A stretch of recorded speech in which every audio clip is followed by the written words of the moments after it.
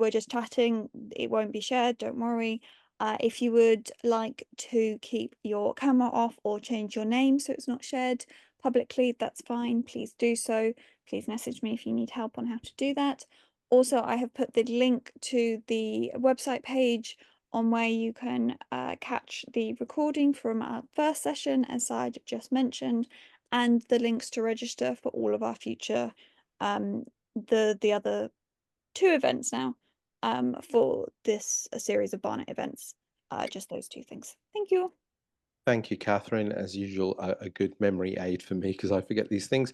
I would say we're trying to make this as interactive as possible. So even though we have presentations, if people have any points they want to raise in terms of clarifications or questions, please do raise your hand or drop it in the chat. I'll keep constant view of the chat column and I'll bring those in as well.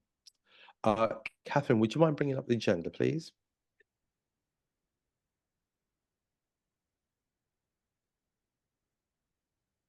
And so I think we'll start now. It's more than likely we'll have a few more people coming along as the meeting goes on. I'll be providing a short presentation around the work that we do at Community Energy London.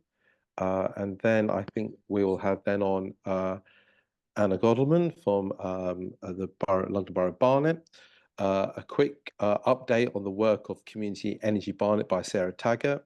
Then that leads into our main presentation about developing a community solar project by Eva Goodenex. And then we're opening it up to a wider Q&A. I hope that's clear to everybody. And we aim to finish by 2 p.m. or sooner, but definitely not after 2 p.m. So we'll be keeping to times. I know other people have got other commitments later on this afternoon. Okay, so I think we'll get on with it. And Catherine, if you wouldn't mind driving the slides.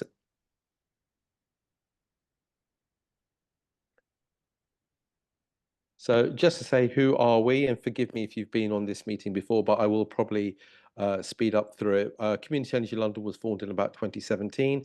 We're a network of around about 45 community energy groups across the capital. That gives you a sprinkling of an idea of some of the groups, their names, and the projects. We roughly have around about 250 community energy projects across the capital. And you can see groups there ranging from down in Brixton Energy, South East London Community Energy, up to Brent New Power, Muswell Hill Sustainability Group, and so on. We're pretty strong in South London, North London, not so strong in West London and East London, but new groups have been coming forward all the time, which is really encouraging to see. And increasingly, we're getting more local authorities working with community energy groups as part of their climate and energy agenda. Slide, please, Catherine. Yeah, the work that we do is we liaise quite closely with community, so with councillors and officers. We actually had our annual conference last Thursday at Hackney Borough Council. And in fact, is today Tuesday? I think it is. Yeah, today they're launching the 3rd round of their Community Energy Fund today, which is really, really encouraging. They would have directed just under £1 million to community energy projects over the last 18 months. And I think they have about 50 that they're supporting so far. We are here to share knowledge and provide monthly meetings and hold regular events. We promote community energy across wider stakeholders. And importantly as well, what we do is we try to influence national and regional policy agenda by highlighting exactly what community energy can deliver. Slide, please, Catherine. Again, I won't go too much through this, but if you check our website, communityenergy.london, you'll see a whole host of these things there, including a 10-step guide to establishing a group, which is something we went through on our meeting last week, a number of technology guides, some really excellent case study videos which were produced last year. And all of this is done by really one part-time coordinator, Catherine, and like a super active board of directors, both past and present. Thank you, Catherine. One of the reasons why community energy in London has been particularly kind of successful is that CEL came into being at the time of the new mayor at the time, Sadiq Khan, and at the same time that government was reducing a number of community energy support mechanisms. And in short, we persuaded the mayor to come through with the London Community Energy Fund. That was established in 2017. We're now on round 7 of the fund. A total of £2.4 million of grant and feasibility funding has come through from the mayor, and we've seen more than 200 plus projects being supported. On top of that, as we mentioned before, we've seen a number of new boroughs coming through to support community energy and a greater recognition, but there's an awful lot more to do in terms of making sure more Londoners and more key decision makers understand the benefits and what effectively community energy can and does do. Thanks, Catherine. We're getting an increasing number of projects, and I'll mention our vision for community energy in London by 2030 very shortly. We're getting a greater diversity of projects as some of the support mechanisms have fallen away. Community energy groups have kind of pivoted to respond to things like the cost of living crisis, and also the rising number of households suffering fuel poverty and struggling with their energy bills. We're seeing more ambitious projects requiring groups to collaborate. So Repowering have been working with groups down in Wandsworth, Crewe, and down in Lewisham, Selsey, as well as helping form new groups in Newham. Also, we're seeing greater business recognition of community energy, with more organisations want to partner with groups. And also critical to this, and I'm hoping maybe some of the attendees today will have a view on this, we're seeing new organisations who have buildings that they want to reduce the energy impact of, want to talk to community energy groups to help them reduce their carbon and energy impact. So we're seeing increasing number of churches and other places of worship, schools, academies, health and art centres all coming forward. So all of this is really, really encouraging. Slide, please, Catherine. Just to say, one of the things that you can see on our website is a piece of analysis that we undertook with the Greater London Authority.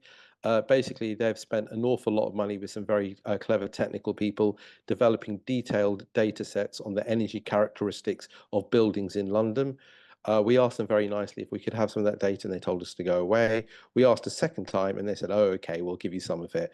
And what we did was we adapted that data for just the community buildings in London. And so on that map, which is again freely available on Community Energy London, you can see the data of and the energy characteristics of 12,000 community buildings in London. Here's a snapshot of London, and of Barnet, and you can see that we've identified 574 community buildings in Barnet, a total solar capacity, which is one of the issues we'll be focusing on today, of 53 megawatts. I may take a drive around the map a bit later on in the meeting if we have time, but each one of those blobs is a cluster of projects, and you can zoom in such that you can identify each individual building. So again, if you go communityenergy.london, it's there as the cell potential map. Slide, please, Catherine. In March 2023, we launched at the House of Commons with the APPG, All Parliamentary Party Group on Community Energy, a report on what we felt was an ambitious target for London to achieve, which is 1,000 projects by 2030. At the time, we had about 200 projects. There was going to be a quintupling. We have about 250 now, so a quadrupling of the projects. 1,000 sounds really ambitious, but in fact, it's only really, if you think the 33 boroughs in London, around about 30 projects per borough. And we've got some boroughs already with 20 odd projects there. And I'm already being, chastised by members by saying, actually, Si, that's not nearly ambitious enough. Slide, please, Catherine. And we should say, you may have noticed that on July the 4th, a new party and a new government was formed. And as part of that, they've set an agenda for a local power plan. And within that is a very strong component for supporting community energy. And the new Secretary of State for Energy, Ed Miliband, said in the House of Commons last week that the new vehicle for taking forward sustainable energy action, GB Energy, will oversee the biggest expansion of community energy in British history through the local power plan.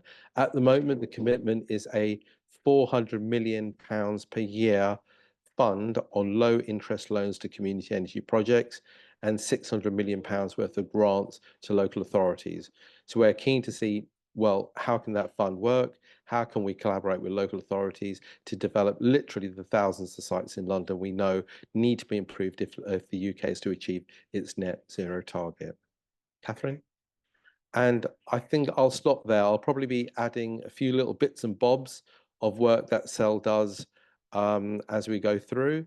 Uh, I hope that gave you an overview. If there's any questions, like I said, either raise your hand or put it in the chat column. But whilst we're waiting that, and whilst forgive me if there's some background noise, I've got 4 builders decided to hit things around the house just at lunchtime. I was hoping they'd take a lunch break. But I'm just going to close the door, but I'll hand you over to Anne Goddelman. Anna? Hi everyone, thank you so much. I'm really delighted to be here today. I'm going to keep it quite short, and I'm, excited to hear from Eva and Sarah about how Community Energy Barnet's progressing as well. But Syed's really set the scene for how community energy has got potential across London, is already developing. But as a bit of a background to kind of bring Barnet Council into the scene, we've got objectives as a council to become net zero by 2030 and a very ambitious target as a borough to become net zero by 2042. And so we recognise that this is a big challenge, and the only way we can achieve this is by working together with community, with businesses, with partners. So community energy, it's not only the opportunity to bring cleaner energy, but also to keep the benefits in Barnet. And I think that's really important. And we've seen how successful it's been across London, and we're keen to be as successful in Barnet. As Syed showed that map, we want to put Barnet on that map in quite a big way. So it's really fantastic. We've got this event and we're starting to build momentum on this. I think we're really on the cusp of a flourishing moment for community energy and local energy in Barnet. And I think that's tantamount to the work that's happened probably in the last 6 months. So we've got the potential. You've seen that map. We've got the buildings, but what we probably didn't have up to this point is coordination for the people. So I think the last 6 months has been fantastic for that. Energized community leadership coming together. We've got the opportunities for partnerships, and we're able to move this forward now. And I think a lot of that is down to Ellen and my team for pulling these links together. So shout out to Ellen for making that happen and bringing that potential that was already there to light. We're really pleased to be working with Community Energy London, collaborating on this series of workshops and hopefully into the future. We're also funding some peer mentoring sessions so that emerging community energy groups can have access to other members across London and to make the most of that support and expertise that is already there. And yeah, we're just pleased to see a really great turnout. I hope maybe to meet some of you in person. I'm going to come on Saturday. So that's all from me really. And just to say, I really look forward to working together and, watching this space grow. And I'll Thank you, Anne. Thank you, Anna. I mean, I think one of the interesting aspects as we've been turning to Barnet over the last 6 months, 12 months or so, is that the sheer opportunity here, because the way that Barnet is as a borough in terms of bigger spaces tend to be bigger buildings, lots of roof space yet to really kind of utilize solar, and of course many buildings still to kind of realize energy efficiency measures or aspects such as heat pumps and so on. There's huge potential here. So, and we know full well that many Barnet residents are very keen on the environment agenda, and it's about just harnessing that area of interest. And talking about harnessing people and resources, we're delighted to have Sarah Taggart here today, who's been taking a lead in forming Barnet's first really community energy group, Community Energy Barnet. Sarah, over to you for an update. Thanks, Saeed. Yeah, I'm Sarah Taggart, and I'm part of a team working to set up Barnet's first community energy group. I think many of the people on this call know who we are already, but I'll briefly introduce what we're doing at present. So we're a team of people, some with experience of working on energy for many years, some with really strong links to the local community. And we've all lived in Barnet for many years, and we've all got a shared passion for tackling climate change. So having identified an opportunity for community energy in Barnet, we're currently in the process of setting up a community benefit society.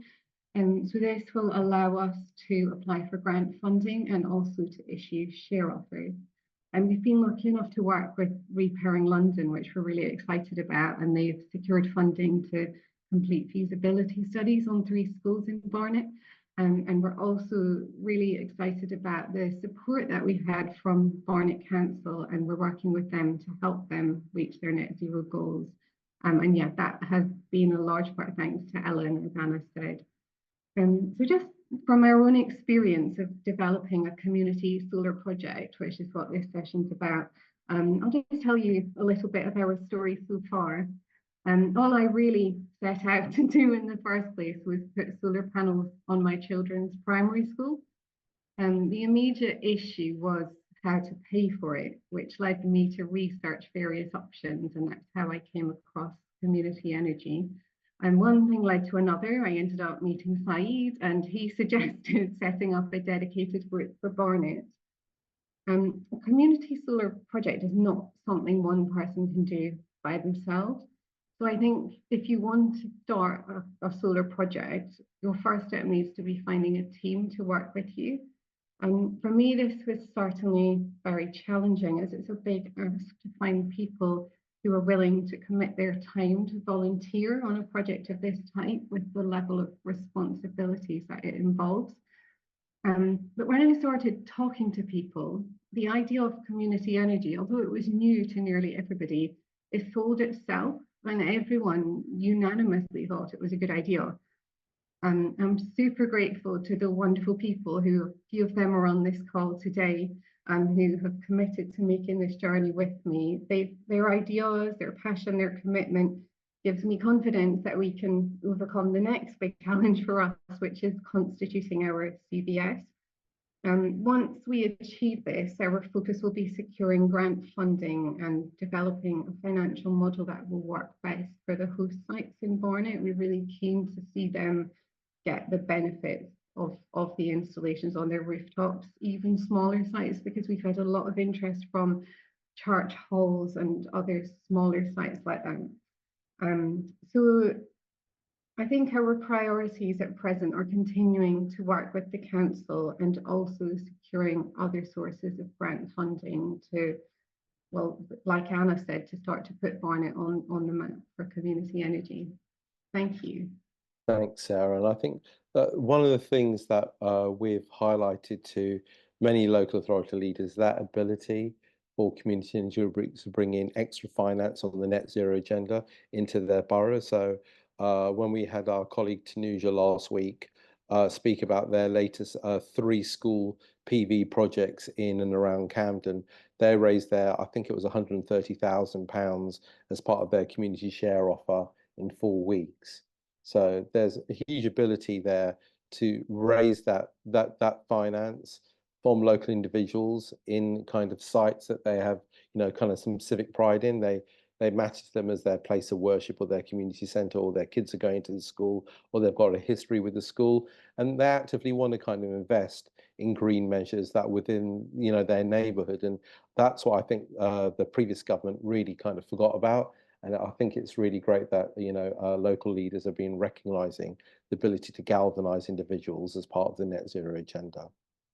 I can't see any questions, so we'll go to our main speaker of the day. Sarah, thank you again for that. And I'm sure if people want to find out more about Community Energy Barnet, Catherine's put a web link to their website, which was put up in next to no time by one of Sarah's team, which is incredible. Yeah, and you'll find out more details there about their plans in the coming weeks. So we'll turn to Repowering London and Eva Goodenex now about how Repowering have developed a number of their solar projects across the capital. Eva, I think you'll be driving your own slides by the sound of it. Yes, thank you, Said. And yeah, great to be here and hearing about what's going on in Barnet. I haven't been so close to what's happening in this borough, and it was supposed to be my colleague Etta, our solar developer, or like solar development manager, but she's got COVID, and so I'm stepping in. But yeah, I'll just give you a bit of an overview of some other projects that we've been working on in London, and hopefully it's going to be some inspiration and some insights for you. Let me start from here. So I don't know, I feel like quite a few of you will know Repowering London, and maybe a few of you even have seen my face before, I don't know. But Repowering London, we are a community energy developer. So we don't own any solar panels. We support communities across London to do this for themselves. So our vision is a clean and fair energy future for every Londoner. And we want to support all Londoners to participate in and benefit from the transition to a low carbon society with guaranteed access to affordable and secure energy and opportunities for high quality jobs. And so I would say like our sort of 5 main strands of work are around decarbonizing buildings, so installing solar panels, but also doing retrofit, empowering communities, promoting local leadership, doing a lot of mentoring, supporting local investment. We also run training and employment programs. We do some community support around fuel poverty. We do some advocacy at the national and regional level, but we also give people some energy advice and energy efficiency measures. And we also have some innovation trials, which I will tell you a bit about. So this sort of whole range of things, which I think you already kind of know. Community energy is so many different things, which I think is why it's so beautiful. It's not only about solar panels, it can be, yeah, a whole range of projects, and the whole idea is creating change in the energy system through a holistic model. And that's what we're trying to do with Repowering London. But as I was saying, repowering ourselves, we don't own any assets. We don't do these projects just ourselves. We support cooperatives to do that. All of the things I was talking about, we do them through, basically we have 8 cooperatives around London now. You can see these on the map. We've got, yeah, we started in South London, but now we've actually got more projects going on in North London. This map doesn't sort of include new boroughs that we're starting to explore, so including Barnet, for instance. But you can see that we've got quite a few co-ops now going on. And what I was thinking is that I would basically take you through a bit of a journey through 3 different cooperatives. Brixton Energy Solar, which was our first co-op ever, and then talking about North Kensington Community Energy, which is a bit like our largest cooperative, and then Community Energy Newham, which is our sort of most recent established co-op. And all of these cooperatives are very different. They're in different places, started at different times, are doing different projects with different people, and we've just got loads of different learnings from them. So yeah, I'll just give you a little tour. So Brixton Energy Solar. Brixton Energy Solar was our first cooperative. It was actually Brixton Energy Solar first, and from Brixton Energy Solar, this group of volunteers that you see on the picture, they founded Repowering London. And when we started with Brixton Energy Solar, it was at a time where there was a feed-in tariff from the government, and it was relatively straightforward to make community energy projects work financially, even when you were installing on social housing, for instance, and you weren't able to supply households directly with your electricity, but just by powering the communal areas and the community center, you could get, you know, a good amount of money, and you were able to make the model work. So we installed with Brixton Energy Solar solar panels on 2 estates, the Renewable Park and Loughborough Estate in Brixton. And what's interesting with this model is that at first we created 1 cooperative for each estate. So we had 3 Brixton Energy Solar cooperatives. And now today we are realizing that maybe it's not the best way forward, and it's better to have a wider catchment area, because administrating a co-op is quite a bit of work, and you want to make sure that you're able to expand. I guess at the time, because there was the feed-in tariff, we weren't thinking it that way. We were thinking very hyper-local. The financials were stacking up, and it sort of made sense. But today, we're trying to merge these 3 Brixton Energy Solar co-ops together, and that is a really heavy administrative process, which is why I am here advising for thinking about, yeah, it's important to get the scale right when you start a community energy project and thinking long term. With Brixton Energy Solar, we did 3 community share offers for the 3 projects and the 3 co-ops, and we have in total across these 3 share offers 250 investors. Something interesting to note with these models as well at the time, we basically created a model where we just repay our investors a return on investment every year, but we are still holding a lot of capital. So when people invested £1,000 back, this was back in 2013, invested £1,000 in 2013. If they haven't withdrawn their share capital, which most of them haven't, they still have £1,000 in Brixton Energy Solar today. And we've been repaying them a 3 to 4% return since 2013. And starts to be quite a lot of money over time. And so I'll tell you a bit more about that, but we found ways to mitigate this with our most recent projects. So also something interesting to note about that. These were volunteer-led projects, which led to the creation of Repairing London. And what worked well at the time is that some of our volunteers had very close connections with the council, with Lambeth Council. Some of them were even working at the council. And so that sort of enabled these projects to also take place. So something interesting to note here.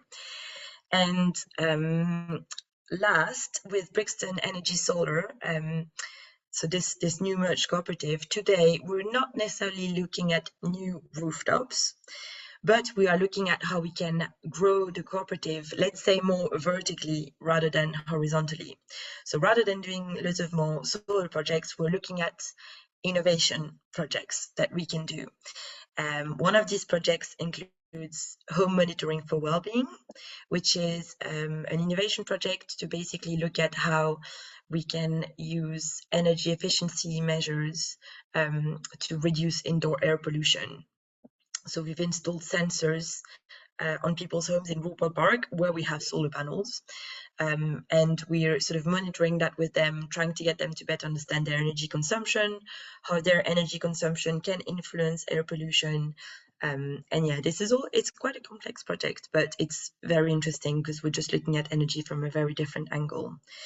And we've also got a project called Energy Local, which maybe some of you are familiar with this model, maybe some of you not. It is a model that is basically enables you to overcome this issue of not being able to supply residents directly with your cooperative's electricity by partnering with an energy supplier. So on Rupert Park, we have 20 residents that are benefiting from the electricity from the solar panels through a partnership with Octopus Energy. And that's really, really positive and really encouraging for the future because they're getting a 20% discount on their electricity bills, which is massive in a time of an energy crisis. So we're hoping that this is going to be something we'll be able to scale up more in other boroughs with other projects as well. Yeah, so that's sort of it for Brixton Energy Solar. Hyperlocal, but then we figured we needed to make this a bit wider, and we're looking at sort of vertical development, innovation trials. And then, yeah, now I'm taking you to North London, Northwest London, in North Kensington. This is a cooperative that we started in 2018. I was going to say not that long ago, but actually 6 years ago, which is crazy. We started North Kensington Community Energy, and it is today one of our biggest and sort of most fast-growing cooperatives in some way. We've installed solar panels across 4 sites, 2 schools, a community centre, and most recently a sports centre, the Westway Sports Centre, which is next to the M25. Actually, you can see that the picture with everyone having their arms up, the solar panels there, this is the M25. And NKC it's been a really interesting project to work on with residents. It started very much as a partnership with the RBKC climate change team. So they sort of came to us, they had started their climate change team and they wanted to have a community energy project in the borough. So it was very much a local authority Repairing London collaboration from the early days. And that's really been really beneficial for us because it means that we managed to have access to quite a lot of sites from the start, and there was a strong willingness to do community-owned energy projects in the borough, especially in North Kensington, having obviously, as we all know, a strong history of neglect and people being very disenfranchised with authorities. And so it was important for the council that this would be a project owned by people. And today, fast forward 6 years, we've got 40 volunteers involved. We've got over 220 investor members. And we've done a lot of, I would say North Kensington Community Energy has been quite community focused. because obviously depending on the areas that you work in and the people you work with, you're going to have different areas of focus. And in North Ken, it's been very much about youth training programs and doing a sort of grassroots project, really spreading the word to more diverse communities. So we've had a few youth training programs. This was in partnership between Repowering London and NKCE, and we trained 46 young people. We also have in NKCE, that's where we sort of pioneered a new model that we're now really trying to work exclusively with. We have a community lead. And so it's someone who's paid part-time, dedicated to movement building and community cohesion. So you can see Nasri, the picture on the left. She's basically working 2 days a week to chat to people about NKCE and make sure that what we do is relevant to people living in the area. Yeah, really trying to make community energy relevant for a wide range of people. And something that's been really good as well is having a community lead to run more community engagement. More events, more workshops, more parties. One of our most successful engagement activities has been running Greener Living Days, where we've brought together loads of people from the area that were doing some cool sustainability initiatives, but didn't necessarily have a platform to talk about them. So we brought them all in one room and just spoke about what they do as a sort of like inspiration day. And we've run 3 of them so far. We've also run a lot of like creative energy clubs, which is an activity developed by Repowering London. Lots of, I can see the picture in the middle, lots of crayons and yeah, it's been really fun. I think we've really looked at how we can make this community focused. And they have been generating a community fund because they've actually, they've got 4 sites now and have actually quite a lot of profits. Especially since the energy crisis. And so they had money to distribute to people. And that's been the most exciting thing happening over the past 2 years. It is the volunteers, the directors, the members getting together and finding out, like deciding a process on how to distribute this community fund. Who is it going to go to? What size of grants are we going to distribute? How are we going to like monitor what's happening? How are we going to make sure that we use this as an opportunity to build links with more groups beyond the environmental sector? And they've distributed the money to actually everything but environmental groups almost. They've given money to women making healthy meals. They've given money to a local WhatsApp group that's helping moms. They've given money to a girls' football club. So loads of different things. And I think what's been also just thinking about the differences with Brixton Energy Solar, with North Kensington Community Energy, we've changed our model in the sense that rather than doing like site-specific projects, we just decided that we would have one big project, which is North Kensington Community Energy. So when we're going to do our next community share offer for our next project, people are not going to invest for that particular site. They're going to invest in the society as a whole.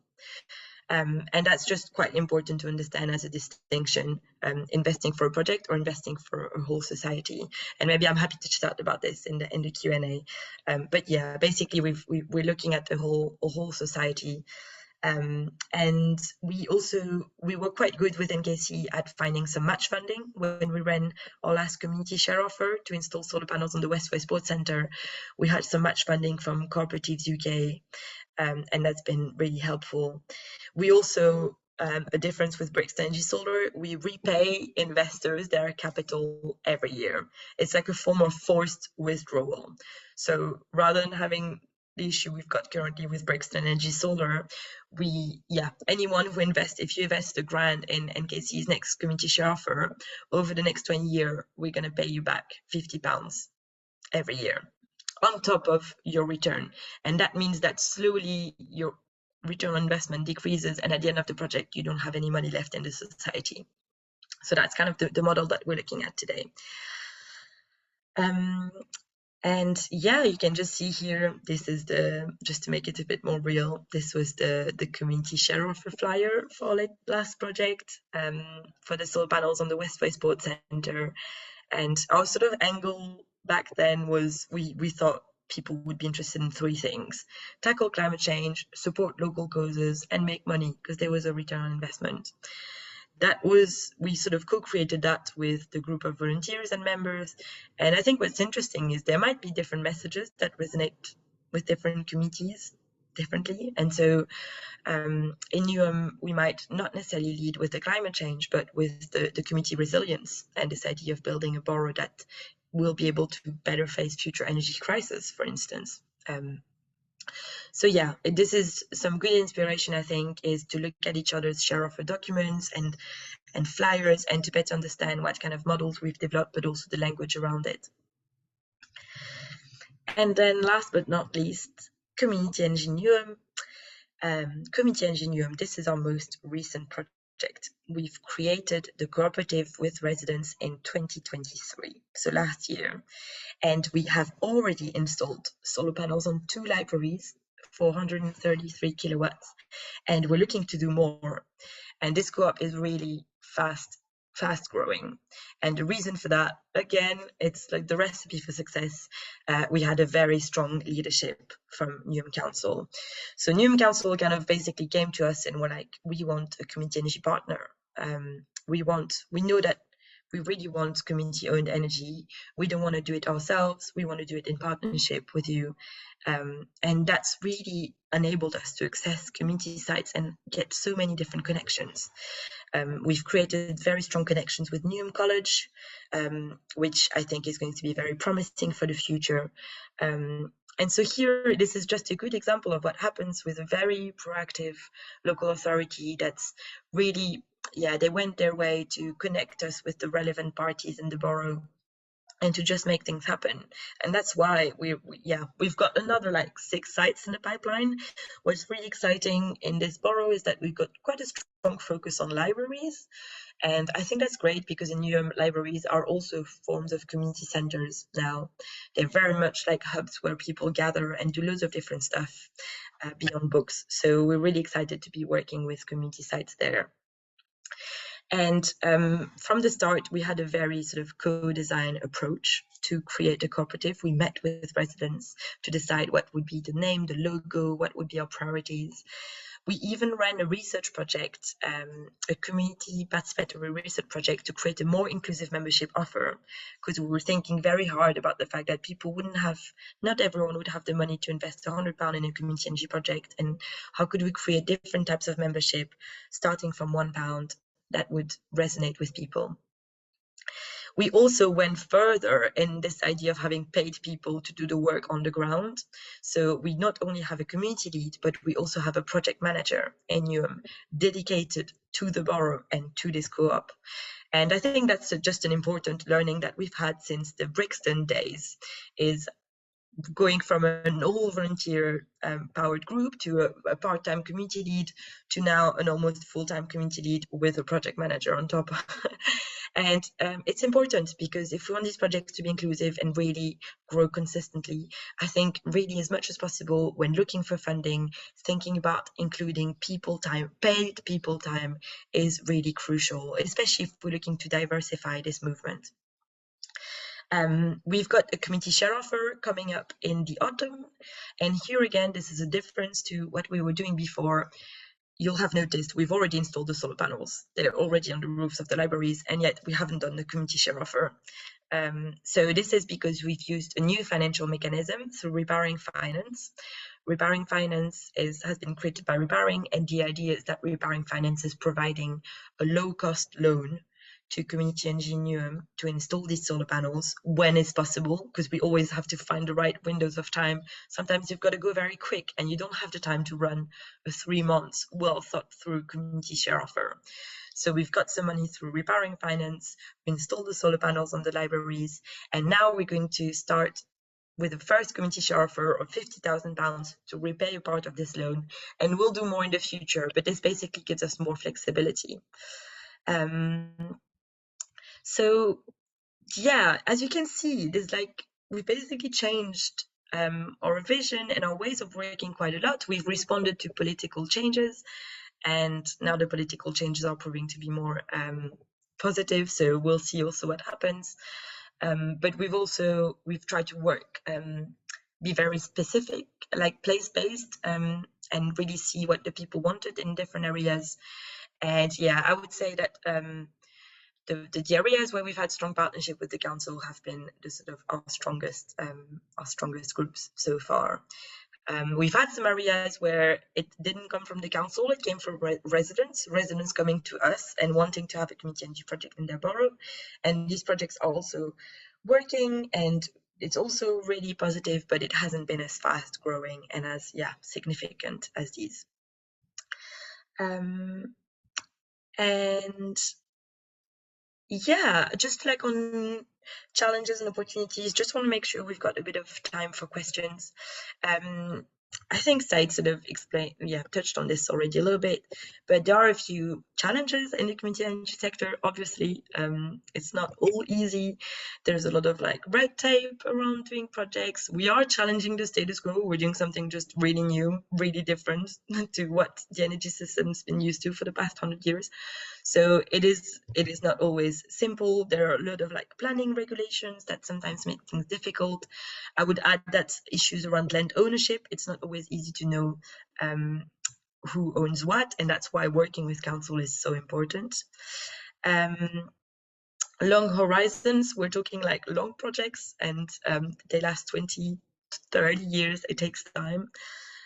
So we've got to like play the long game, trust the process, and obviously we're operating in a post-feed-in tariff environment, so we don't have the subsidies we used to have. But who knows? Maybe there'll be more in the future. Hopefully there'll be some energy coming in, some money and energy coming in the sector. And in terms of opportunities around local supply, as I was saying, like energy local, we're looking at doing energy local in other places than Brixton, potentially North Kensington, maybe in Newham at some point. That's really exciting, I think, to really bring the benefits of community energy to people. There are also opportunities around not only solar, but also heat and energy efficiency. And so I think these are really like opportunities to step into. And community energy is just the best place to go towards a just transition. I know we talk a lot about net zero, but it's really important to frame the transition to net zero as a just transition, something that's benefiting not companies, or like not only companies, but mostly people, and mostly people who've been disadvantaged by the way the energy system is set up. So yeah, I think community energy is very, very well placed to answer to that challenge. And yeah, thank you. Hopefully this has given you a bit of an overview, a flavor of these solar projects. And I'll just stop sharing here so we have the time for questions. Thank you, Eva. I think you've given I mean, you picked 3 really good case studies, which kind of shows the evolution of repowering and the work they've undertaken. Because when I was first came to repowering, you just developed the Brixton projects, and as you say, there's been a journey in terms of the types of projects that you've undertaken. There's a question about ripple energy, which I hope I've answered, but I can happily return to that in a second. And there's a question there which I'll turn to, but there's a hand raised by ML. ML, would you like to ask your question? And ML, you're just on mute at the moment, so unmute yourself there. You're still on mute, sir.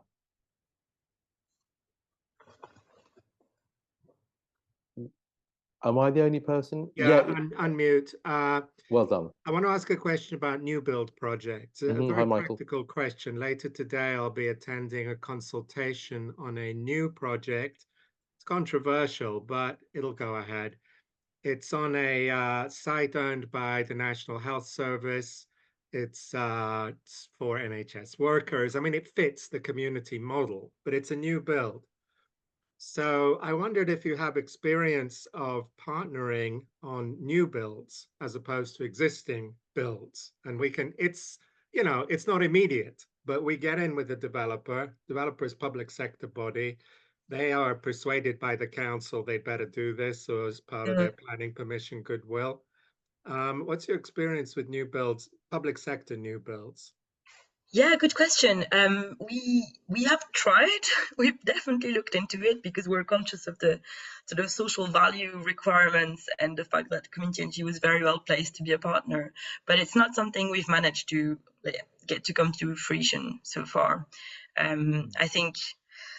I don't know if it was sometimes not having I think what we've learned is really having champions within the organizations you want to work with is really important. And maybe we haven't found a champion within a public housing developer, body, or maybe it's been, I don't know, complicated because of lots of admin issues. So yeah, no, I don't know if example side of projects that I've managed Yeah, to. it's a very good question, and it's something I turned to a few years ago, Michael. So just to say a couple of thoughts. So when a planning application is made, as you know, they have within London a zero carbon requirement in terms of the development, which was set out in the Mayor's London plan and then migrates its way into local planning documents.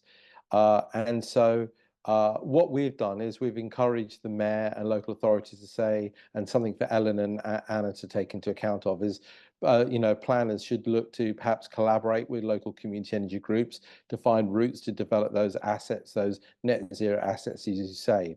Now, in theory, even if that did work, it may well be nearly a decade from the planning application phase to the process when that asset will be developed and put on the roof of a building.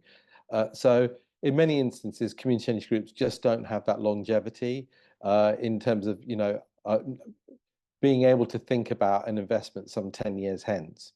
So we've tried other routes. So one of the routes was, you know, it may be that the planning authority would ask the developer to say, well, you can't hit net zero here, but you have another building elsewhere in the borough.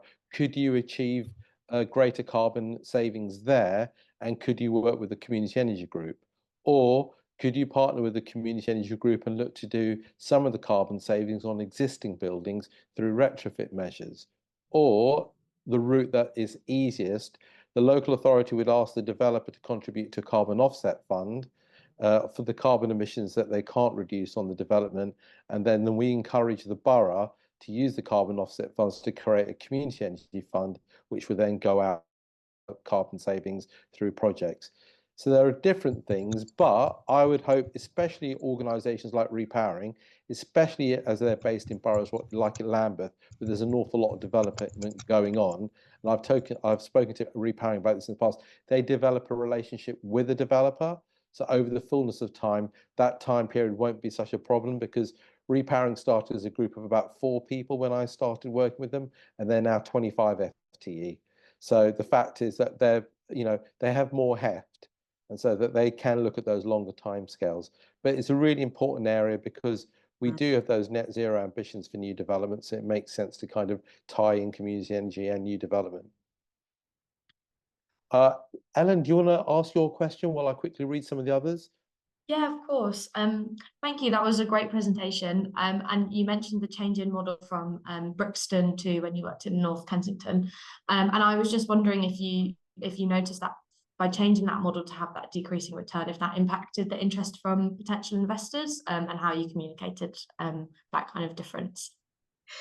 Yeah, no, it really didn't, because in reality, people who invest in these projects aren't, or like for us, people aren't interested in the financial returns so much. At Repowering London, we have we have one of the lowest average investments in the sector in our projects. People invest on average £300 in all our co-ops. So on £300, you know, whether you keep them in the society and get a 3%, or you know, you need to take some of your capital back and get a bit less. It's the motivation is, when we've surveyed our investors to ask them what they were motivated by, and it was very much around this idea of a community-owned energy project and something that would save carbon emissions and help with the climate, but not so much around the finances. So it's made no difference whatsoever, actually. Sorry, Eva. I heard, Ellen, sorry, did that fully answer your question? Forgive me, I jumped in. Yeah, it did. I was just going to say thank you. Okay. If there's 2 questions by Lee Barker, or one question, one comment. Isn't it? Yeah. So the first one I'll turn to in a second. The one that Malcolm has actually responded to. Thank you, Malcolm. And what Lee refers to about why investors giving as a donation. I think, from my perspective, so I know that the return is useful, it's modest, but the reason I've invested is to see that asset come through on a development which I thought was really interesting, and I'm happy to return my modest donation into the Community Energy Fund because I like it to go to local initiatives about spreading some of the behavioural change aspects about climate and environment on exactly the types of projects that Eva talked about. So, but then not all investors do that, Lee. So many others may well want to take that rate of return, especially when we had interest rates of virtually zero or minus 0.5% only a few years ago. So there were different motivations. And you'll know as well that a number of local authorities have issued what they call green investments or green bonds over the last couple of years of about 4% rate of return. And I'm not sure if Barnet's thinking about that, but Kensington, Chelsea, Islington, Camden, Westminster have all done that. Your question about the bond, can you explain that, Lee? I can see you're online. Just explain by that why that would be a better way of structuring the finance, because it's a bit beyond my knowledge. But you go ahead, Lee, and explain why it's So good. I'm not sure it's necessarily better. It's just that I think investors who maybe are more interested in return will understand a bond is more likely to be time limited and come with either capital returned at the end of the bond, or capital returned as part of the interest as well. So it's decreasing investment, like the structure of the sort of forced withdrawable shares. I've seen a lot of these hybrid kind of things come through now, and it's just interesting to hear from Eva why they're being used. I just wonder how understood they are by the people investing. And so. Yeah. Eva? Yeah, I can pick that up. Yes, it's a good question. Like, why would you have a sort of, because now, in a way, it's a bit like a bond. Like we explain to people, we're going to pay you your capital back over the lifetime of the project, and that was a return. It's not, people kind of get it, I would say, in general. I get your point, but yeah, we're basically just give us a bit of money and we'll just pay you back over time, and it's fine. Why we're focusing on community shares? Community shares are really like a unique finance mechanism for cooperatives and community benefit societies. It's only these type of organizations that can issue community shares, and what's great with them is that they're just really easy for us to use, and they also are attached to this idea of a democratic mechanism where community shares, it's a one member, one vote type of process. So it doesn't matter how much you invested, you've got the same hand to raise when it comes to making decisions. I haven't spoken about that much, but this is like a really huge aspect for us. And I think with bonds, it's something more types of organizations are able to issue bonds, such as local authorities, and they are not necessarily attached to voting rights. So you would have to like create that within your rules and sort of work around it. I know some community energy groups have done it, but very few. So I sort of tend to understand that community shares remain it's just very easy to use and it sort of really matches our values.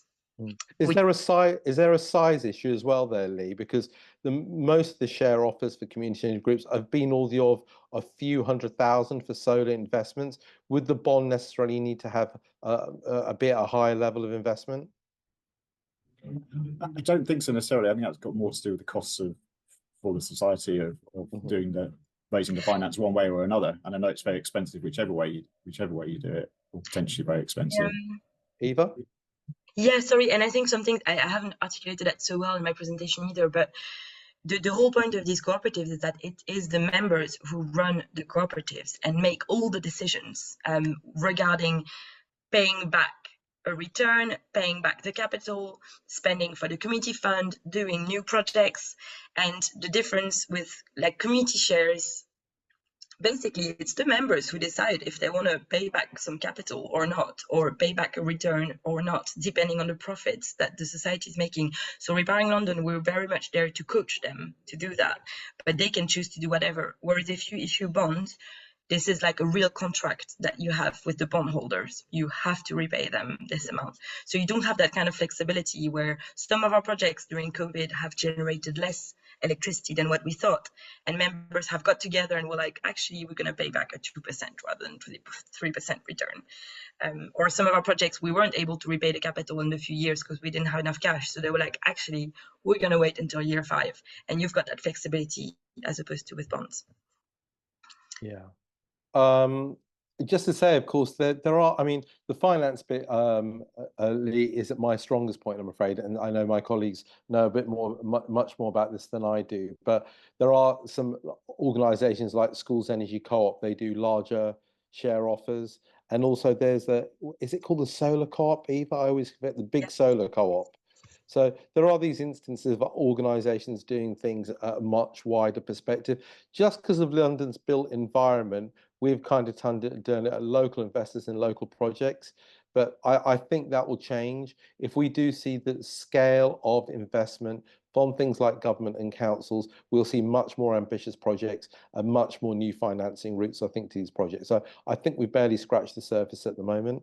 I just want to do a quick response to Gladys's question about microgrids. So in London, again, the scale of the projects that we have, Gladys, tend to be okay in terms of connected to London's distribution network. However, there are some points, and I know Anna and Ellen might be aware of this through work that local area energy plans are doing, about pinch points in London where we may have challenges of adding new assets. But by and large, projects such as solar ones enhance the grid.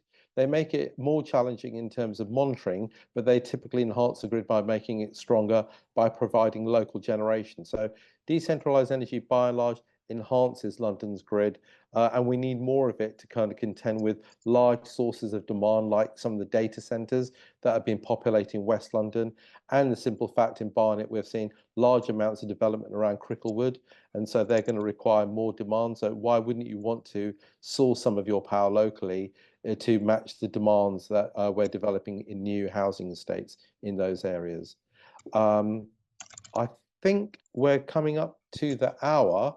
Somehow that's our whiz by, but I mean, that's very much what we wanted to do, make it a packed, hopefully really useful kind of use of your lunchtime. So if those of you who are cameras off, I'm hoping you had a nice sandwich and hopefully learning something about some of the aspects about Repowering's doing at the same time.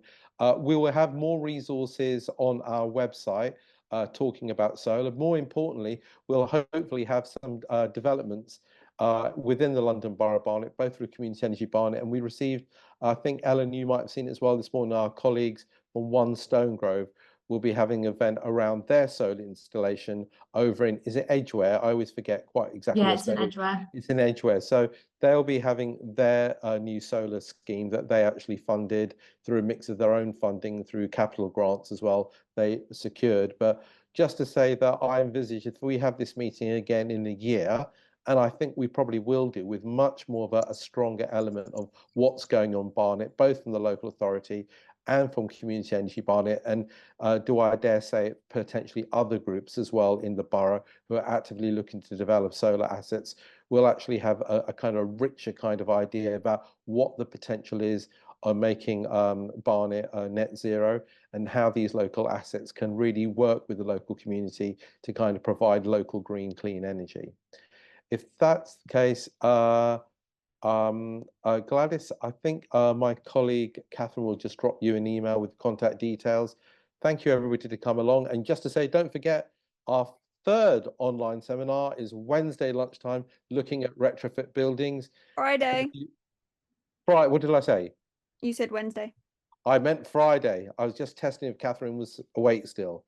Just So on about. Friday lunchtime, details on our website, communityenergy.london.